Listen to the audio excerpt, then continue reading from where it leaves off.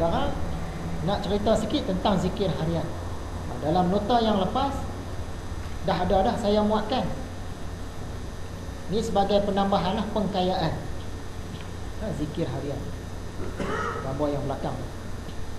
Sebenarnya zikir harian ini adalah amalan tarekat Ghazaliyah. Tapi rata-rata kita tak tahu pun. Dia ni ada di merata tempat. Kita tengok di masjid-masjid, kadang-kadang orang tampan. Kita tengok di Lebuh Raya, RNR, terutamanya di Surau, ada orang tempel. Di pejabat-pejabat ada orang tampan.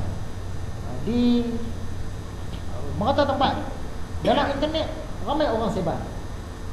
Biasanya orang tulis zikir harian. Paling kuat pun dia tulis zikir harian Imam Ghazali.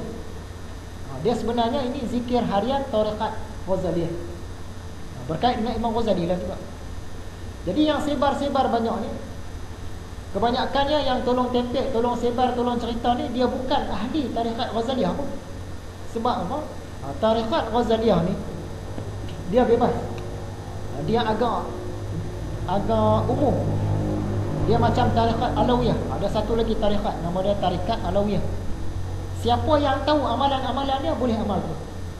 Dia tak payah nak pergi jumpa guru ke, nak ambil bai'ah ke, nak ambil ijazah ke, nak ambil kebenaran ke. Tak perlu. Kalau nak boleh. Boleh pergi jumpa guru dia, ambil boleh. Sebab kebanyakan tarekat dia berat. Nak amal amalan dia tu kena jumpa tok guru dia dulu. Ataupun wakil, khalifah kepada tok guru dia. Kena jabat tangan macam-macam ni. Tapi tarekat Ghazaliyah dengan tarekat Alawiyah ni, siapa tahu amal. Siapa nak tolong sebar boleh. Sebab tu kita tengok merata tempat orang duk sebar zikir harian. Yang sebar tu dia tak tahu pun kata ni zikir harian tarekat Ghazaliyah, sebab dia pun bukan tarekat Ghazaliyah. Sebab sebegitulah tarekat Ghazaliyah ni, dia menyebar. Dia masuk terus kepada masyarakat secara macam tu saja. Macam hujan turun ke bumi, kenalah pada siapa-siapa yang nak takung, dia ambil. Siapa yang tak mau takung, tak apa. Jadi dia mudah. Dia tak ada undang-undang yang ketat. Jadi zikir harian ni mestikah kita amal? Dia tak mesti. Dia pilihan. Wajibkah kita amal? Tak. Siapa nak amal boleh, tak amal pun tak apa. Ikut suka hati. Cuma pewaris kepada tarekat Ghazaliyah ni lah. Pewaris dia tak ramai. Biasanya mursyid dia lah. Mursyid dia nak lantik satu orang mursyid yang lain satu hari nanti, yang orang ni dia mesti amal lah. Tapi umumnya siapa nak amal pun boleh, tak mau pun tak apa. Dia menyebar ke dalam masyarakat sebegitu saja. Kebanyakan orang tak sedar pun zikir harian ni sebenarnya tarekat Ghazaliyah yang punya. Kemudian kita tengok dalam banyak-banyak tempat orang tulis zikir harian ni, dia mula dengan hari Jumaat. Kenapa mula dengan hari Jumaat? Sedangkan dalam Islam ni dia mula Ahad. Ahad tu pun maksud dia satu. Jumaat ni dah hari yang ke-6 tu. Sabtu tu, Sabah tu 7, hari ke-7. Sebenarnya mula dengan hari Jumaat ni sempena nak memuliakan hari Jumaat. Salah satu sebab utama dia, hari yang paling mulia dalam seminggu dalam Islam ni hari Jumaat lah. Itu yang biasa ditulis mula hari Jumaat. Jadi orang yang nak beramal dengan zikir ini, adakah dia kena mula hari Jumaat? Tak perlu. Nak mula hari apa pun boleh. Sebab dia pilihan, suka hati. Dia bukan wajib, bukan mesti, bukan ada suruhan, tak ada. Dan zikir-zikir ini pun dia ada peringkat-peringkat dia. Peringkat yang paling bawah, siapa tahu amal. Dia tahu hari Jumaat, ya Allah 1000 kali. Dia tahu, dia pun amal. Lepas sembahyang tu dia amal, ya Allah, ya Allah, ya Allah. Tak habis lagi, lepas sembahyang Zuhur pula dia sambung pula lagi. Dia sekadar tahu, maksud dia tak tahu. Naik makam lagi, orang ni dia tahu maksud. Apa maksud la ilaha illallah? Apa maksud astaghfirullahalazim? Apa maksud ya hayyu ya qayyum? Lepas dia beritahu maksud, dia faham. Macam yang tadi jugalah, dia ada tingkat-tingkat dia. Lepas dia berada tingkat faham, dia menghayati. Zikir la ilaha illallah tu dia sampai peringkat penghayatan. Atas lagi peringkat mukasyafah, dia mengalami, dia melalui sendiri. Dia ada peringkat-peringkat. Mestikah sehari 1000? Sebab biasa ditulis zikir harian 1000 sehari. Hari Jumaat, Ya Allah 1000. Sabtu, La ilaha illallah 1000. Ahad, Ya Hayyu Ya Qayyum 1000. Dia tak mesti. 1000 ini bagi orang zaman dulu maksud banyak. Dia maksud tu banyak. Walau 1000 tahun aku akan tetap menunggu. Bukan cukup-cukup 1000 tu. Maksud dia lama dia sanggup tunggu. Kadang-kadang tak cukup pun, kadang-kadang lebih. Apa nak berlawan? Tak apa, tentera musuh datanglah 1000, aku seorang tak takut. Bukan cukup-cukup 1000. Kadang-kadang 20 orang je. Kadang-kadang lebih 1000 kan, 2-3 ribu. Begitu juga, dekat kedai dia tu 1000 satu jenis barang ada. Bukan tepat-tepat 1000 satu jenis barang. Dia nak cerita banyak. Kadang-kadang barang tu lebih, kadang-kadang kurang. Kadang-kadang memang tepat 1000 barang. 1000 satu barang. Jadi zikir harian ini pun macam tu juga. 1000 ni nak tunjukkan banyak. Tapi kalau nak istiqamah, cukup-cukup bilangan 1000 tu cantik lah. Sebab kita permulaan. Kalau setengah tarekat lain ada banyak beribu-ribu lagi, macam-macam amalan dia. Tapi zikir amalan tarekat Ghazaliyah ni antara yang termudah. Sebab itu Syekh Muhammad As-Suhaimi dia kata semudah-mudah tarekat, seafdal-afdal tarekat Ghazaliyah. Dia tulis dalam kitab dia. Tapi kemudian lepas tu dia pula asaskan tarekat Muhammadiyah yang dipegang oleh Darul Arqam. Tapi sebelum tu dia kata tarekat Ghazaliyah ni lah seafdal-afdal tarekat dan semudah-mudah tarekat. Jadi mudah. Dia amalan dia tak berat. Jadi dalam sehari-sehari tu kalau orang nak buat satu, suka hati.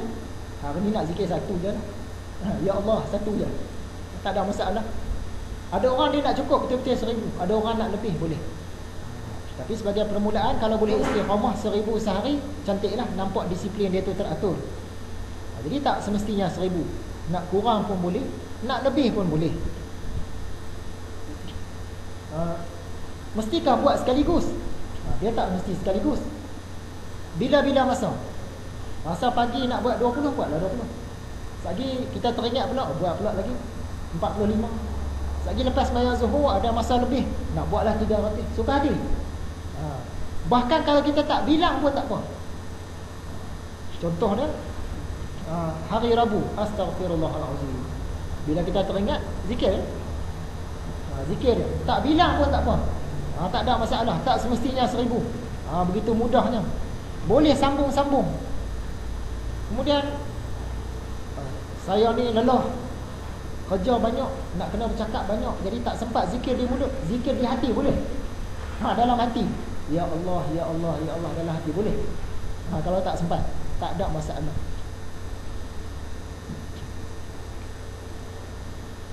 Apakah cara terbaik? Cara yang terbaiknya kalau kita boleh habiskan sederuk lagi cantik. Contohnya waktu duha kan, kita duduk seorang-seorang tu dalam keadaan bersih, ada wuduk, berwangi-wangian, menghadap kiblat kan. Kita pun zikir, menundukkan pandangan. Menundukkan pandangan ni macam-macam cara lah. Ada orang pejam mata, ada orang yang dia mampu buka mata pun dia tak pengaruh dengan keliling dia. Ada orang dia kena picingkan mata, dia buka sikit saja. Ada orang dia kena menghadap dinding, dia duduk di mihrab ni.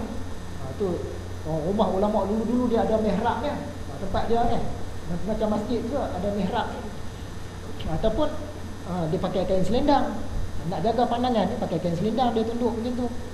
Suka hatilah menundukkan pandangan.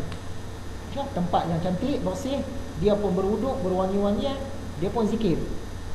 Daripada 1 sampai 1000 habis. Yang tu lah paling cantik. Dengan penghayatan semua sekali lah. Tapi tak semestinya macam itu. Ikut suka hati. Bila rasa nak buat, buat.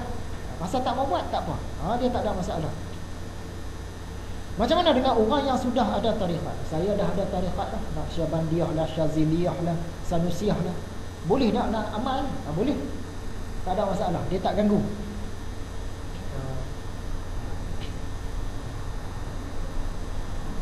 Amalan-amalan lain, setengah orang dia tak ada tarikat, tapi dia ada amalan sendiri. Ada zikir-zikir dia susun sendiri. Kadang-kadang dia amal dengan al-maqturat. Kadang-kadang dia ada macam-macam ayat lah, ayat 7 lah, ayat macam-macam ayat. Setengah tu dengan manzil. Dan saya ada amalan sendiri, ikhtiar muslim. Boleh amal tarekat Ghazali, tak ada masalah. Sebab bukan banyak. Dia bukan paksaan, mudah.